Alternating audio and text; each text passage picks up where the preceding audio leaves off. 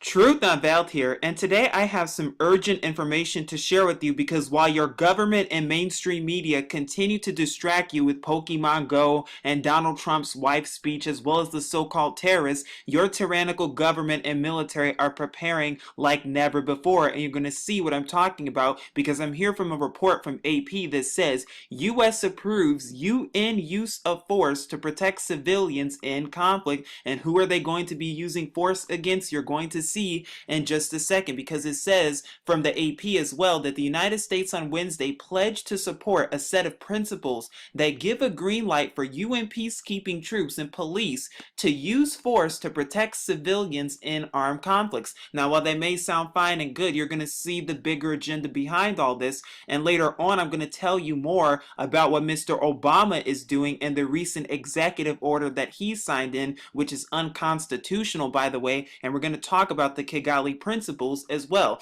But it goes on to say that the U.S. Ambassador Samantha Power made the announcement at a high-level UN meeting focusing on the responsibility to protect civilians facing violence, saying that the United States was proud and humbled to be joining 28 other countries that have signed on to the Kigali Principles, and we're going to be talking about this later on to come. Peacekeepers from the 29 countries and missions that have a UN Security Council mandate to protect civilians are now authorized to take, quote, direct military action against armed actors with clear hostile intent to harm civilians, and their commanders can authorize force, quote, in urgent situations without consulting their capitals. But the question I have for you is, well, who do they consider to be hostile civilians? Who do they consider to be hostile? Let's keep going because it also says that the Kigali Principles are designed, or should I say designed, to make sure that civilians are not abandoned by the international community. Again, Power said,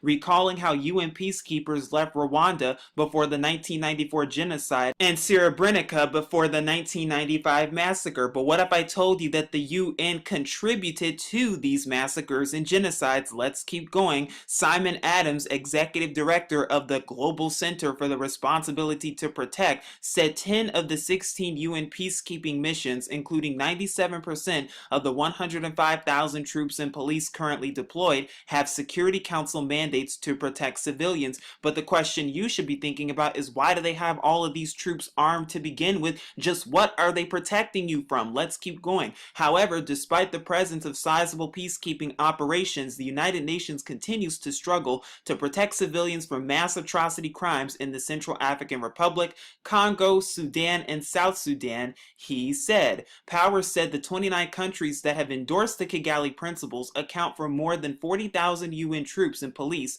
well over one-third of UN peacekeepers. The United States is the largest financial contributor to UN peacekeeping operations, but has very few uniformed personnel deployed in UN missions. And of course, the US is the largest financial contributor. Just look at what they've contributed to the rest of the world. Because last I checked, there's a war every single day, every single year, rumors of wars. Have they contributed peace? Not at all. But it even goes on to say that Rwanda, the Netherlands, and the United States initiated the principles, which were adopted at a high-level meeting in May 2015 in Kigali by the top 30 troop and police contributors to UN peacekeeping operations, the top 10 financial contributors, and other nations. And like I said, we're going to go over this in just a second. People and communities under threat with nowhere to go need to know the UN will do anything within its scope to provide protection. And this is according to Netherlands foreign minister. At least this is what they're telling us, when we know the bigger agenda behind the United Nations and who's really funding them and what they're about to do, courtesy the Zionists, in order to fulfill the plans of depopulating the plain to 500 million. And if you don't believe me, you're going to see exactly what I'm talking about, because all of this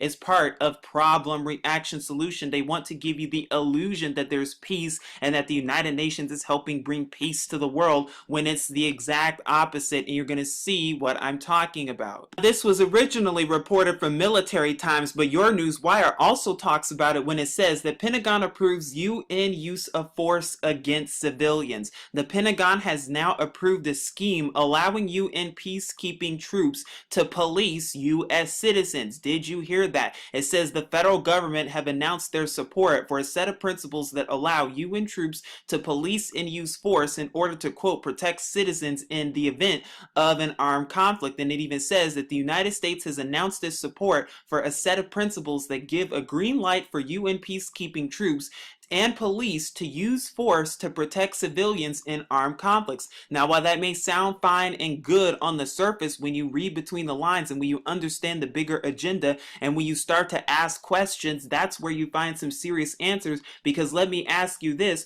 it says that what? Green light for UN peacekeeping troops and the police to use force to protect civilians in armed conflicts. Well, according to your government and according to the Pentagon and all those other alphabet soups, and even the DHS and the DOD and FEMA, as well as Project Megiddo, courtesy the FBI, well, those documents will even tell you, and government documents will even tell you, that they're preparing for domestic terrorism, because you could be a terrorist if you're watching this video. And if your government classifies you as a terrorist because you're either anti-government or you support guns or you're against the gay agenda and you're against anything that the government's doing, or if you even know about the New World Order, well, you could be considered a terrorist. You could have ties to ISIS.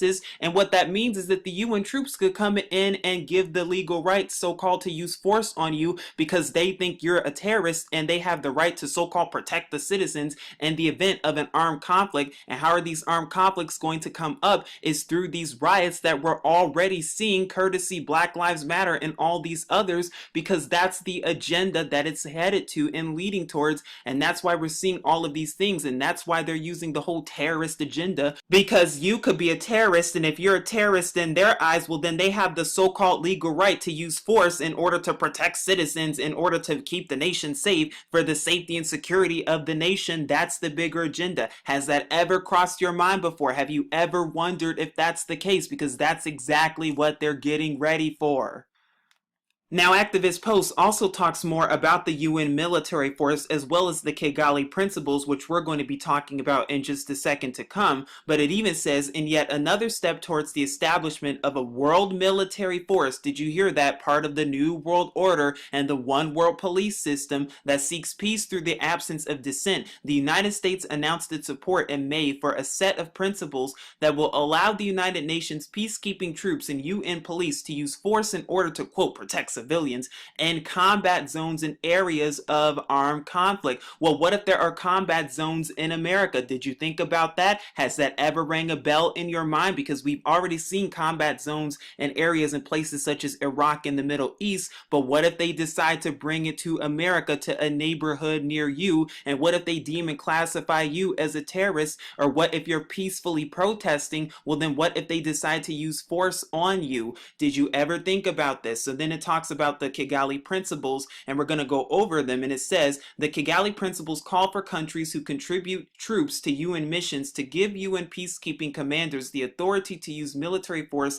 against, quote, armed actors with clear hostile intent to harm civilians, such as, if you know about the New World Order and if you're anti-government, without waiting for approval from the United Nations and its member states. If a commander has to wait hours and hours for guidance from capital, it may mean not being able to react in time to repel a fast approaching attack on a nearby village. Power added. The Kigali Initiative was introduced by the United States, the Netherlands, and Rwanda in 2015, and other 29 countries represented as well, and these countries include the ones that are listed right here, as you can see. But like I said, I hope you're seeing the bigger agenda behind all this, because what they're trying to do is make you into the problem, and by trying to tell you that you're the problem, you could have ties to ISIS if you don't support the government, because you're awakened to truth, you could be the one with the serious terrorist problem, and because of that they have to fight off this threat in order to keep America great and to keep America safe. Is that what they're trying to do? Of course they are. This is just another move by the elite and the Zionists to create problems and to offer their own solution to their problems by bringing in these troops and by using force if necessary, because even government documents, you can look up internment resettlement, where your military has the so-called right to use force in the use of batons, even if you're peacefully protesting. And I'm not making that up. It's time to wake up and see what's going on in the world around you. But I'm here at the actual document that talks about the Kigali Principles, and we're going to go over them together so you can see the bigger agenda behind this.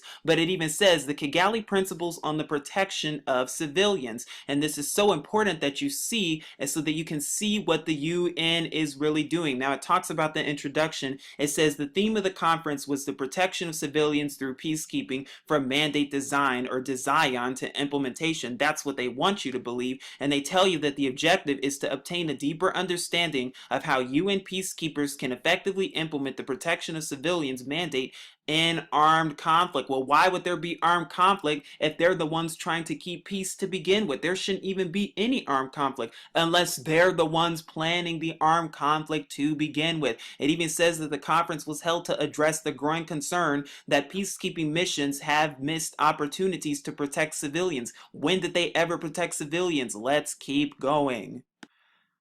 And so now we're going to go over these principles together so you can see exactly what it's talking about. But as you can see, number 1 says to train all of our troops on the protection of civilians prior to their deployment to missions, to ensure that our sector and contingent commanders, as well as our nominees for mission leadership positions, have a high level of training and preparedness on peacekeeping operations, and in particular, the protection of civilians. Well, which civilians? And number 3, to be prepared to use force to protect civilians as necessary and consistent with the mandate. Such action encompasses making a show of force as a deterrent, interpositioning our forces between armed actors and civilians, and taking direct military action against armed actors with clear hostile intent to harm civilians. But like I said, that who is that classifying, and who are they classifying when they talk about that? Because when they say against armed actors with clear hostile intent, well, if you're against the government, if you're against the United Nations and their plans of depopulation,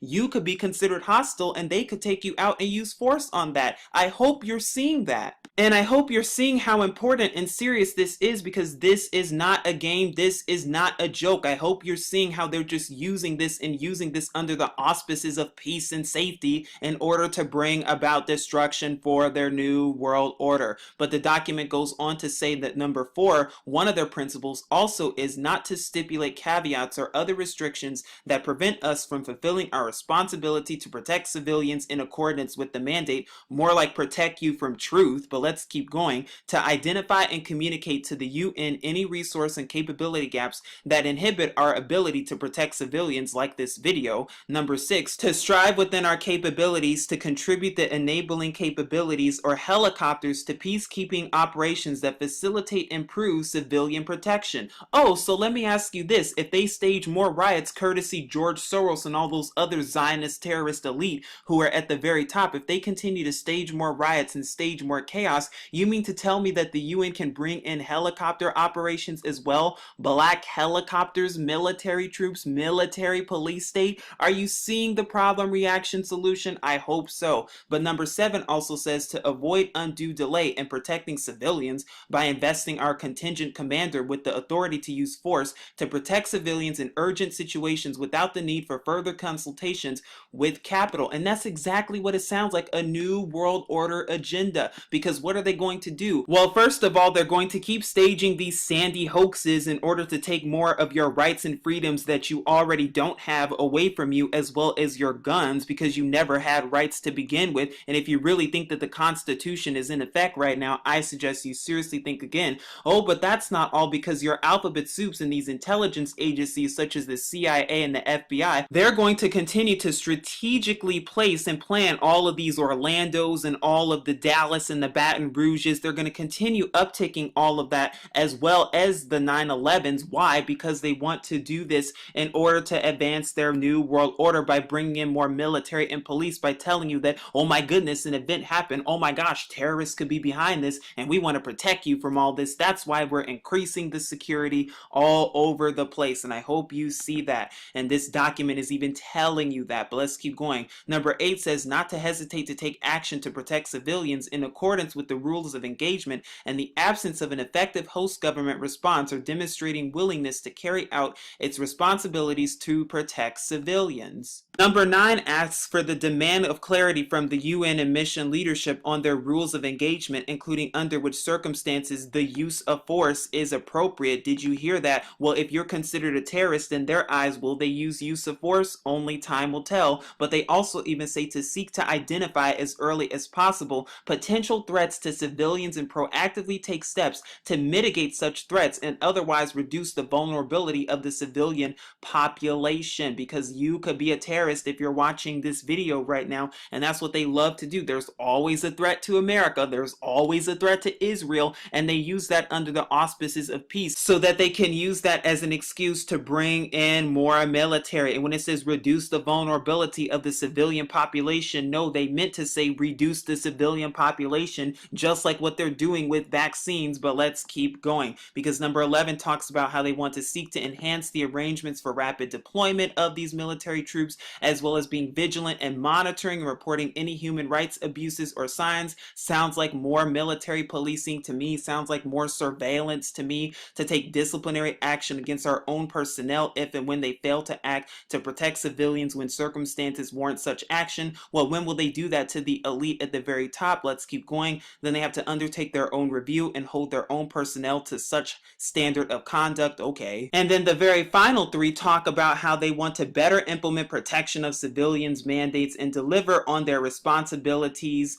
as well as how they should review it, as well as urging the Security Council to ensure that mandates are matched with the requisite resources and commit to support a process that addresses the current critical response gaps in several of their mission. Not to mention, a well-planned mandate implementation may be undermined by inefficient mobility, logistics, or support. And these are the 18 Kigali principles that they go over, and I'll be sure to link the document in the description box so you can see it on your own time. But hopefully you see the bigger picture behind all of this and just how they're going to implement all of this, why they're really doing this, and who they're really coming after. Because like I said, it's either one or two ways, because you could be considered a terrorist and that could give them so-called right to use the use of force, because you could have some ties to ISIS, even though we know the government funds it. Not only that, but they're also going to continue to stage and fund all of these military brigades, as well as all of what we're seeing with Dallas and these riots and protests, because they want to make order out of chaos. That is the game of the new world order. You're the one living in a fantasy, and I'm trying to wake you up out of that fantasy if you're not already awakened to truth. But what I also wanted to talk with you about is Mr. Obama and some of the unconstitutional executive orders that he's signed, because one of them that he's even signed allows the military to fight you as citizens,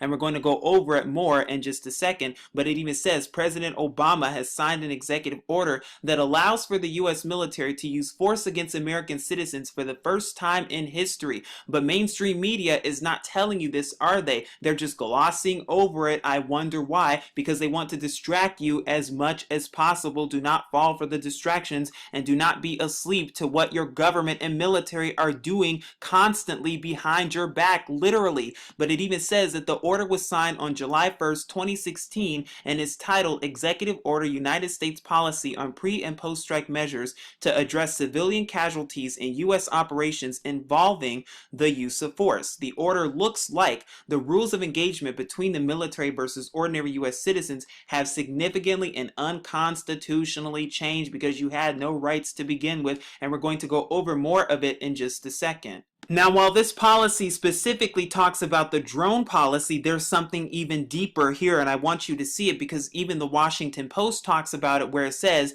despite Obama's new executive order, U.S. drone policy may still violate international law. Did you hear that? Now, we're not going to go over all of it, but what I did want to go over is where it talks about the use of these drones, and it says, the use of drones, particularly outside of conflict zones, has been long controversial. Until July 1st, Obama's drone policy was very similar to the Bush policy. The number of strikes and resulting casualties were kept a secret. I wonder why, as were the specific policies governing strikes. Could they be using drones inside of America itself? Let's keep going. It even says that the new policies aim to add transparency and safeguards. Never believe a word that they're telling you. But Obama's executive order on drone strikes outlines three main policies designed to add greater transparency and safeguards. And number one, it's to implement measures to reduce the risk of civilian casualties, e.g. trained personnel, and develop more accurate recon and weapon systems. Number two, acknowledge U.S. responsibility for civilians killed by strikes and provide payments to civilians injured and families of the civilians killed.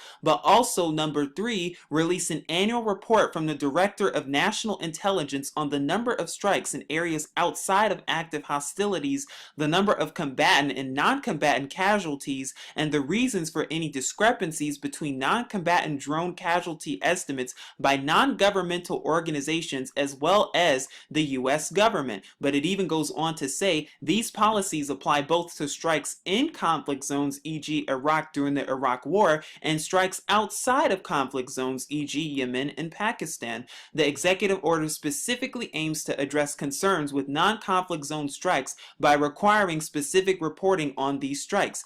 Under either scenario, drone strikes can violate international law, and that's not the first time the United States has done that. But what's even worse about this is, think about it this way. We're already seeing the chaos and upheaval in America uptick like never before. What if they decided to make America a conflict zone? Or what if they made certain cities that are rioting and causing upheaval courtesy George Soros and all these Zionist-funded elite who are causing all of this chaos? What if they decided to make them into conflict zones, and in order to fight off this threat and in order to fight off potential terrorists that aren't even really there, that are made up and conjured by your government's head, well, in order to do that, what if they decided to apply drone strikes? And what if they decided to bring in the UN military troops in order to do this and fight off this threat with all of the military tanks and trucks that you're seeing and use of force in order to do so? Do you see what they're about to do? If you don't see it by now, you will after this.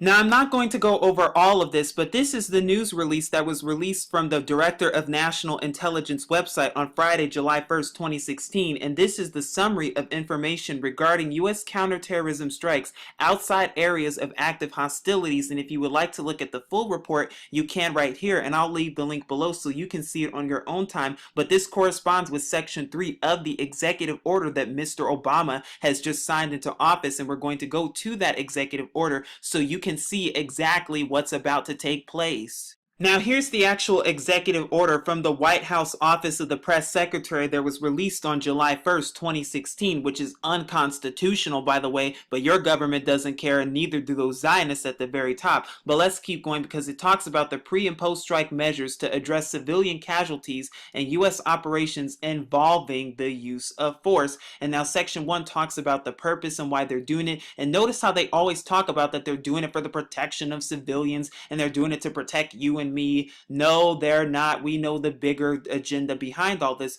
But what's interesting is Section 2, actually, which talks about the policy, where it even says, in furtherance of U.S. government efforts to protect civilians and U.S. operations involving the use of force in armed conflict or in the exercise of the nation's inherent right of self-defense. Right of self-defense? What self-defense? And with the view toward enhancing such efforts, relevant departments and agencies or agencies shall continue to take certain measures in present and future operations. Oh, but they don't even name and tell you which agencies and departments are doing this. So you can only assume that it's the DHS and the DOD and FEMA, the same organizations that are looking to depopulate the plane and put you into FEMA camps and quarantines come martial law, which is why they're staging all these emergency alert system tests and everything. Is it making sense now? But let's keep going, because it even says, in particular, relevant agencies shall, consistent with mission objectives in applicable law, more like the rule of law, just like Mr. George H.W. Bush talked about, martial law, including the law of armed conflict. They want to train personnel commensurate with their responsibilities on compliance with legal obligations and policy guidance that address the protection of civilians, and on implementation of best practices that reduce the likelihood of civilian casualties, including through exercises, pre-deployment training, and simulations of complex operational environments that include civilians. Well, why would they even need to do that in the first place? And why would they need to have all these exercises and trainings and simulations, courtesy the Jade Helman UX drills that we've been seeing? Why would they even need to do that if everything is okay according to Mr. Obama? Then it goes on to say, develop, acquire, and field intelligence, surveillance, and recon systems that, by enabling more accurate battle space awareness, contribute to the protection of civilians. Did you hear that? Very interesting and suspicious indeed. Oh, so to develop and acquire more surveillance in order to protect us. So not only do they want to see and monitoring what you're doing by reading your mail and your email, but they even want to monitor your heart rate as well as every step you take and every breath you make. Why? Because of the new world order, and they're even telling you that. But do you see it is the question. And it even says develop, acquire, and field weapon systems and other technological capabilities that further enable the discriminate use of force in different operational contexts, which contexts take feasible precautions in conducting attacks to reduce the likelihood of civilian casualties, problem, reaction, solution. What precautions are they talking about? And then conduct assessments on these things. And then they have other agencies that they want to review and investigate these incidences and acknowledge U.S. government responsibility for civilian casualties and offer condolences. At least that's what they're telling us. Could you please explain the depopulation agenda then? Oh, will they tell you anything about that? Just like they probably won't tell you all of the heinous crimes that your government, along with these Zionists, have done, including drug trafficking, human trafficking, sex trafficking, and the like, along with royal families and the elite at the very top, because they think that you don't even deserve to be living on the plane, which is why they're trying to depopulate it any single way they can, and this is just another reason. But if you thought that executive order was bad, oh no, there's always more, because even Executive Order 13603, which was signed by Obama in 2012, by the way, even gives the right to mandate legalized slavery in America all over again. But even these executive orders that were signed by our lovely presidents before, they give way and right for so-called FEMA camps, and they give your government the so-called legal right to not only seize everything that you have, but they can take away your house, they can take away your children, they can take away you, and they have the so-called legal right to put you into FEMA camps in the event of a national emergency or state of emergency being declared in America. Is that what they're about to do? Because this executive order even talks about seizure of all communications in the U.S., as well as seizure of electrical power, fuels, and minerals, as well as all means of transportation, health, education, welfare, airports, and aircraft. They can seize all housing and finance authorities to establish forced relocation, designated areas to be abandoned as unsafe, and they can even seizure all railroads, inland waterways, and storage facilities, public and private. I highly recommend you look up more of these executive orders so you can see exactly what your government's getting ready for. Please seek Yahuwah and his true son Yahusha, because as you can see, it's only getting worse from here. But this is Truth Unveiled here, keeping you updated and saying as always, Shalom.